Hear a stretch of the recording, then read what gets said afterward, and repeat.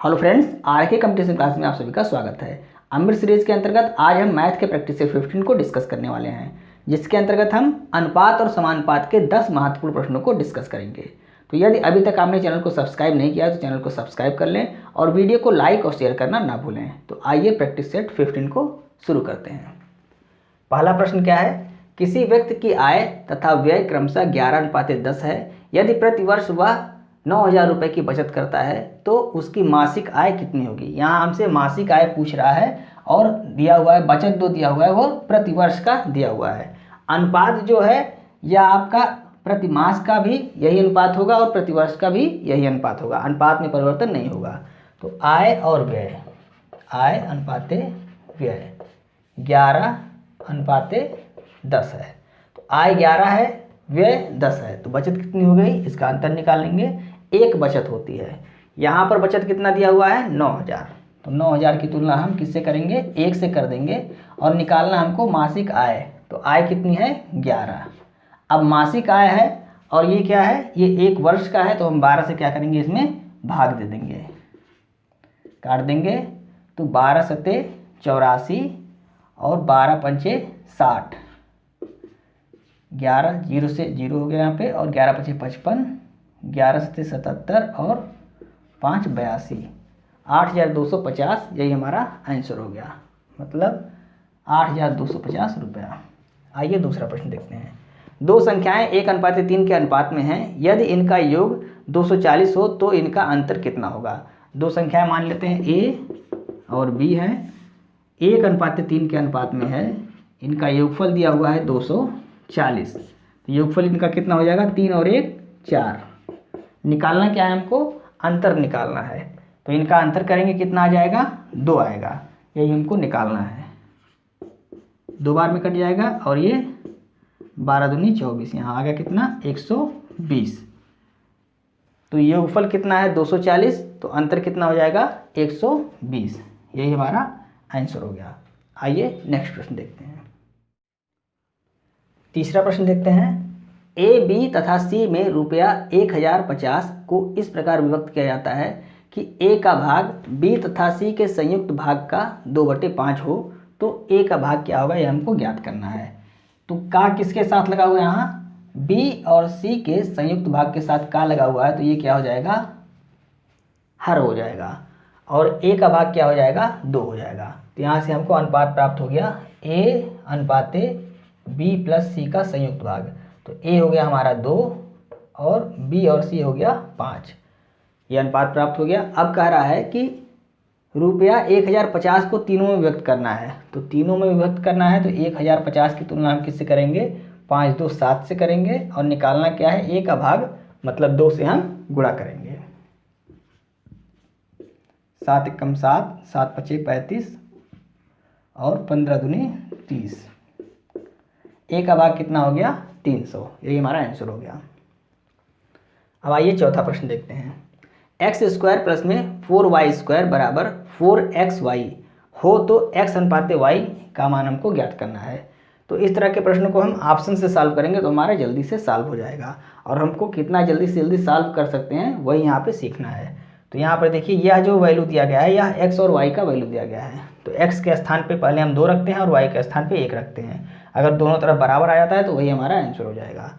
तो 2 अगर रखते तो यहाँ हो गया 2 दूनी 4 प्लस में 1 का स्क्वायर 1 ही होता है, 4 एकम 4 बराबर 4 × 2 × 1।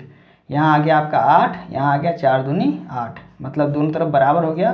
तो हमारा आंसर कौन सा हो गया? पहला आंसर हो गया, मतलब 2:1। यही हमारा आंसर हो गया। अब कोई ज़रूरी नहीं कि पहले ऑप्शन पर ही आपका ऑप्शन मिल जाए, यहाँ पर आपको दूसरा तीसरा चौथा भी चेक करना पड़ सकता है, लेकिन ज़्यादा आसान यही रहता है कि आप ऑप्शन से ही इसको सॉल्व कर लें। तो यहाँ पे आपका आंसर क्या हो गया? 2:1। आइए नेक्स्ट प्रश्न देखते हैं। पांचवा प्रश्न देखते हैं। ब्रैकेट में है 5x प्लस में 2y, फिर अनुपाते ब्रैकेट में फिर से है 4x माइनस y बराबर 7:3। तो x अनुपाते y की वैल्यू हमको ज्ञात करनी है। तो यहाँ पे हम समानुपात का नियम लगाएंगे। समानुपात का नियम क्या होता है? a अनुपाते b बराबर c अनुपाते d। तो समानुपात का नियम क्या होता है? बाहर से बाहर वाले का गुणा और अंदर से अंदर वाले का गुणा। तो a इंटू डी बराबर b इंटू सी, ये हो जाता है। तो इसका गुणा हम किससे करेंगे? 3 से करेंगे। इसका गुणा इससे हो जाएगा और इसका गुणा इससे हो जाएगा। तो यहाँ पे आपका आ गया 5x प्लस में 2y और 3 से गुणा हो जाएगा बराबर 4x माइनस y, इसमें 7 से गुणा हो जाएगा। तो 5 तियाँ 15x प्लस में 3 दूनी 6y बराबर 7 चौक 28x माइनस 7y। अब y इधर आ जाएगा और x को इधर ले आएंगे। तो यहाँ आपका 7 6 13y बराबर 15 इधर जाएगा तो क्या हो जाएगा? माइनस हो जाएगा। माइनस होगा तो क्या हो जाएगा इधर? तो 28 में से आप 15 घटाएंगे तो 13 हो जाएगा, 13x। ये कट गया, मतलब y को इधर अगर लाइए तो x अपान y बराबर 1/1। x अनुपाते y बराबर 1/1। ये हमारा आंसर हो गया। आइए नेक्स्ट प्रश्न देखते हैं। 6वां प्रश्न, 16 तथा 24 का तृतीयानुपाती क्या होगा? तृतीयानुपाती ज्ञात करना है हमको। तो तृतीयानुपाती होता है b² अपान a होता है। ये तृतीयानुपाती का फार्मूला होता है। तो b मतलब ये आपका b हो गया और ये आपका a हो गया। तो यहाँ पे 24 इंटू 24 का स्क्वायर हो गया और a मतलब क्या है? 16। तो यहाँ हम इसको 8 से अगर काटते हैं तो 8 दूनी 16 और 8 त्रिक 24 और ये 12 बार में कट गया, 12 तियाँ 36। यही हमारा आंसर हो गया। या अगर आपको फार्मूला नहीं याद है तो तृतीयानुपाती को आप क्या मानते हैं? x मान लेते हैं। तो एक हो जाता है आपका 16/24 समानुपाते 24/x। अब अभी हमने ये आपको नियम बताया है, इसका गुणा इसमें हो जाता है और इसका गुणा इसमें हो जाता है और बराबर हो जाता है। तो 16x बराबर 24 इंटू 24। तो x बराबर 24 इंटू 24/16। सेम चीज़ आ गया, काटेंगे आपका आंसर क्या आ जाएगा? x बराबर 36। इस तरह से भी आप निकाल सकते हैं अगर आपको फार्मूला नहीं याद है तो। आइए नेक्स्ट प्रश्न देखते हैं। 7वां प्रश्न देखते हैं। 0.02 तथा 0.32 के बीच मध्यानुपाती क्या है? ये हमको ज्ञात करना है। तो मध्यानुपाती का फार्मूला क्या होता है? मध्यानुपाती बराबर √AB। ये आपका a हो गया और ये आपका b हो गया। तो रूट में क्या हो जाएगा? 0.02 और इंटू 0.32। अब दशमलव को हम क्या करेंगे? हटाएंगे। तो नीचे क्या होगा? 100 से भाग हो जाएगा। यहाँ हो गया 2/100, 2 अंक पे दशमलव है और यहाँ पर भी 32/100। ये पूरा रूट में है। तो 100 से इसको जब रूट के बाहर निकालेंगे तो 10 हो जाएगा और इसको जब रूट के बाहर निकालेंगे तो 10 हो जाएगा। यानी 100 2 बार है तो 100 बाहर आ जाएगा। तो यहाँ पर देखते हैं, पहले तो 100 बाहर कर देंगे यानी कि 1/100 हो गया और उसके बाद रूट में क्या बचा? यहाँ 2 है और यहाँ 32 को भी हम तोड़ देंगे। कैसे तोड़ेंगे? 2 इंटू 16 दूनी 32। ये हो गया। अब देखिए 2 भी 2 बार है तो 1 2 बाहर निकल जाएगा और 16 का अगर हम वर्गमूल निकालते तो कितना आता है? 4। तो यहाँ पे आपका 1/100 ये पहले से था और यहाँ पे हो गया 2 बाहर आ गया और ये 4 बाहर आ गया। कितना आ गया?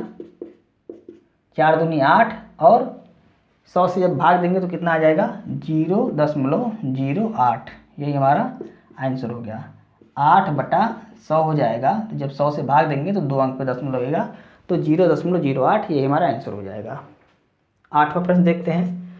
750 को ABC में इस प्रकार बांटा गया कि A/B बराबर 5/2, B/C बराबर 7/13। इनमें से A का भाग कितना है हमको ज्ञात करना है। तो अब देखिए सबसे पहले हम ABC का अनुपात ज्ञात करेंगे। तो A/B बराबर दिया हुआ है 5/2 और B/C बराबर दिया हुआ है 7/13।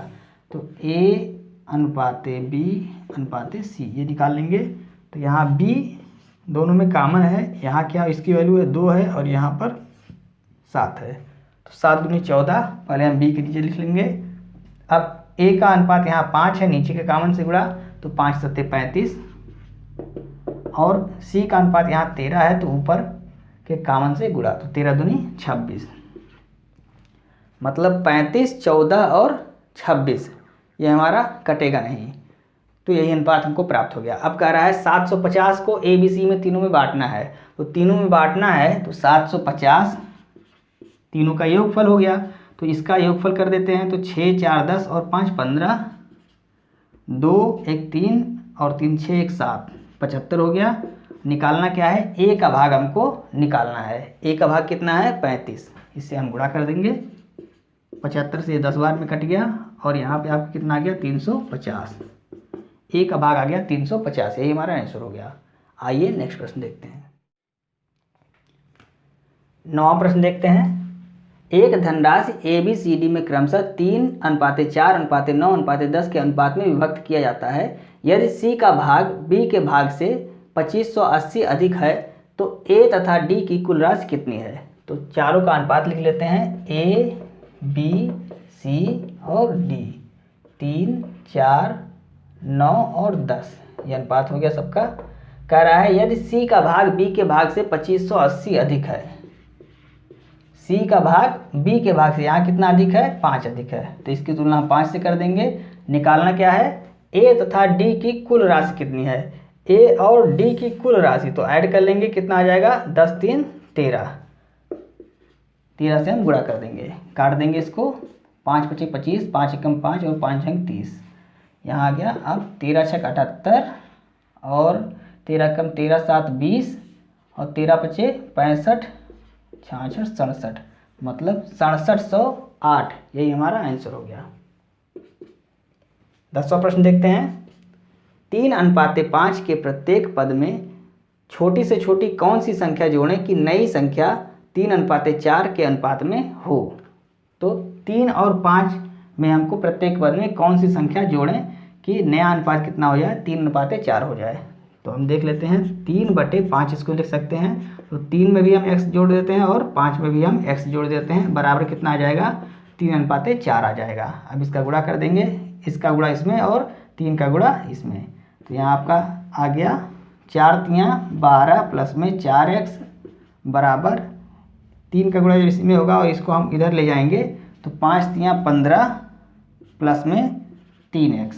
अब इसको सॉल्व कर लेंगे, ये इधर आएगा तो घट जाएगा, यहाँ x बचेगा और ये आपका इधर जाएगा घट जाएगा, कितना बचेगा 3 बचेगा, 15 में से 12 जाएगा 3 बचेगा, तो x बराबर 3, मतलब 3 वह संख्या है जिसको हम 3 और 5 में जोड़ दें तो हमको अनुपात बाद में क्या प्राप्त हो जाएगा 3:4 प्राप्त हो जाएगा। चेक कर लीजिए, तो 3 में अगर 3 जोड़ते हैं तो 6 आ जाता है और 5 में 3 जोड़ते हैं तो 8 आ जाता है, 2 से काटते हैं, 2 3 6 और 2 4 8, 3:4 हमको प्राप्त हो जाता है। तो हमारा आंसर क्या हो गया 3।